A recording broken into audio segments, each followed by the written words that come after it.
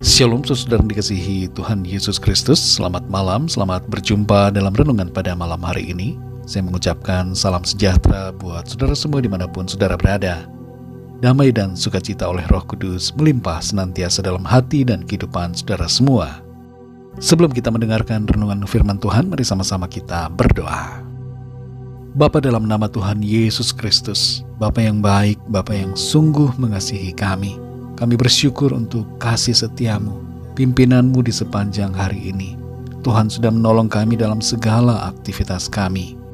Pada saat ini kami mau mendengarkan sabda firman-Mu. Jamah hati kami Tuhan, agar kami dapat mengerti akan kehendak-Mu. Dalam nama Tuhan Yesus kami berdoa. Haleluya, amin.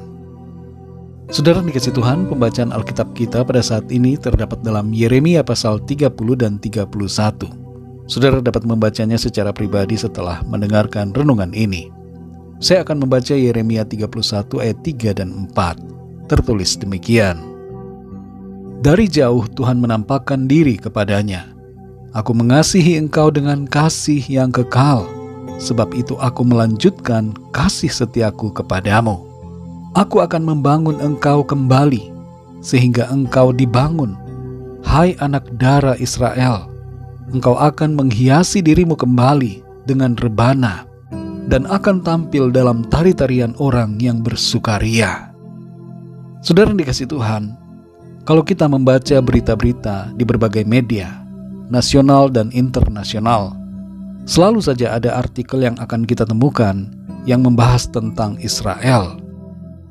Ada banyak orang yang tidak suka dengan Israel dan ingin menghapus Israel dari peta dunia. Mungkin ada di antara kita juga yang tidak menyukai bangsa ini. Tapi sadarkah kita apa jadinya bila tidak ada bangsa dan negara Israel sekarang ini? Kita tidak akan punya bukti kuat akan kasih Tuhan yang kekal. Seandainya saja tidak ada negara Israel, kita akan membaca Alkitab dengan suatu kebingungan dan pertanyaan. Di manakah bangsa yang telah dipilih Tuhan, yang telah dibawa keluar dari Mesir dan dipimpin menuju tanah Kanaan? Di manakah kuasa Tuhan yang katanya sanggup menolong? Benarkah janji Tuhan itu pasti Ia genapi? Mana bukti janjinya atas umat Israel? Kita akan merasa bahwa Alkitab tidak relevan lagi, saudara. Sebab tidak adanya Israel meniadakan bukti tentang kasih dan kuasa Tuhan dan menolkan janji-janji firman Tuhan. Iblis ingin menghancurkan dan meniadakan bangsa Israel ini, karena ketiadaan bangsa ini akan menjadi bahan olok-olok iblis terhadap kasih dan janji Tuhan. Dan sebagai dampaknya tentu akan membuat banyak orang ragu kepada Tuhan. Tapi fakta hari ini menunjukkan bahwa bangsa ini masih ada sampai sekarang. Itu semua karena kasih dan kesetiaan Tuhan. Dalam Yeremia 31 ayat 3-4 ini, Tuhan menyatakan tentang kasih-Nya yang kekal atas bangsa yang telah Ia pilih. Dan Tuhan akan melanjutkan kasih setianya itu atas umat-Nya. Meskipun bangsa ini telah seringkali menyakiti hati Tuhan, tapi kasih Tuhan mau mengampuni dan menolong mereka.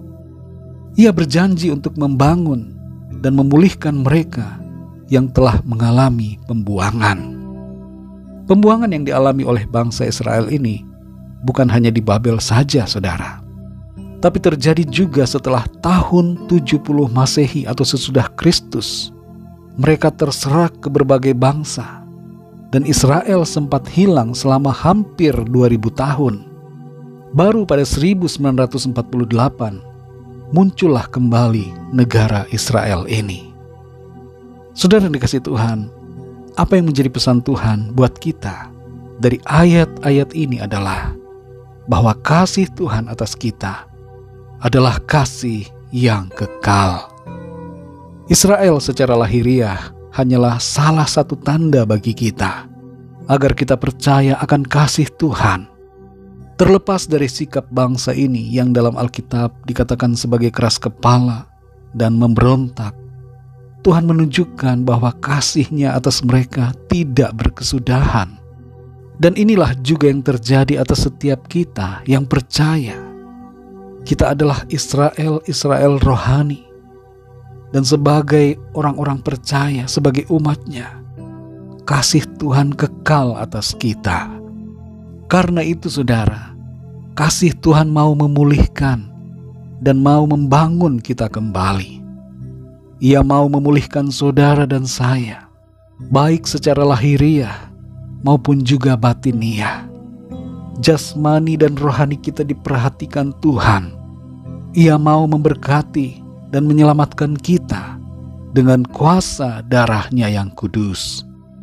Kalau ada di antara saudara saat ini yang sedang mengalami pergumulan, merasa hidup saudara sudah hancur dan tidak ada lagi harapan, sadarilah saudara bahwa kasih Tuhan tersedia kekal bagi saudara, dan kasih-Nya itu sanggup untuk menolong saudara.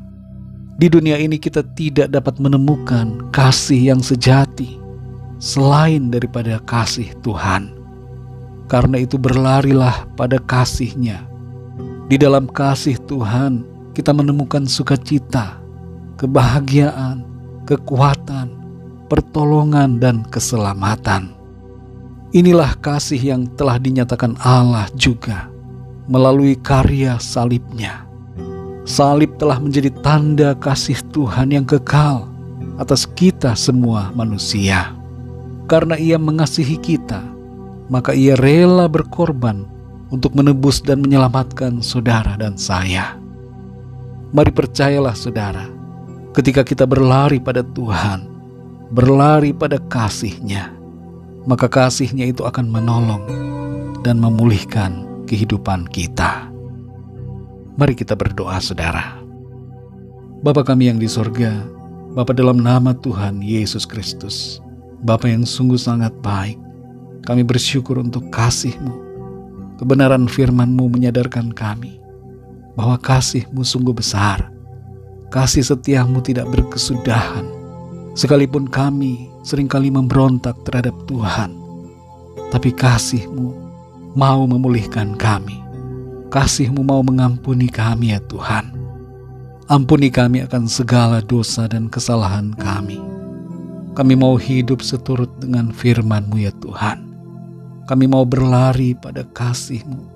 Kami mau hidup di dalam kasih karunia-Mu Tuhan. Kami percaya Engkau sanggup menolong kami.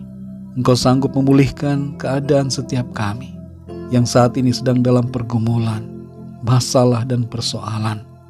Apapun situasi kami hari ini, kami percaya ada pemulihan yang Tuhan sediakan oleh karena Engkau mengasihi kami. Terima kasih untuk firman-Mu Tuhan. Berkati kami di sepanjang malam ini. Lindungi kami dengan kuasa dan kasih-Mu. Dan berkati setiap kami yang sedang dalam persoalan, sedang dalam pergumulan, sakit penyakit. Jamah ya Tuhan. Berikan jalan keluar, pertolongan, dan kesembuhan yang dari Tuhan. Kami percaya kami alami berkat, damai sejahtera, dan kasih karunia Tuhan yang berlimpah-limpah dalam hidup kami. Dalam nama Tuhan Yesus Kristus, Tuhan dan Juru Selamat kami sudah berdoa dan mengucap syukur. Haleluya. Amin.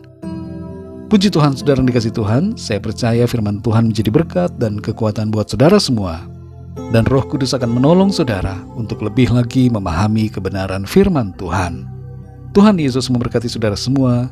Sampai jumpa dalam renungan yang berikutnya. Haleluya.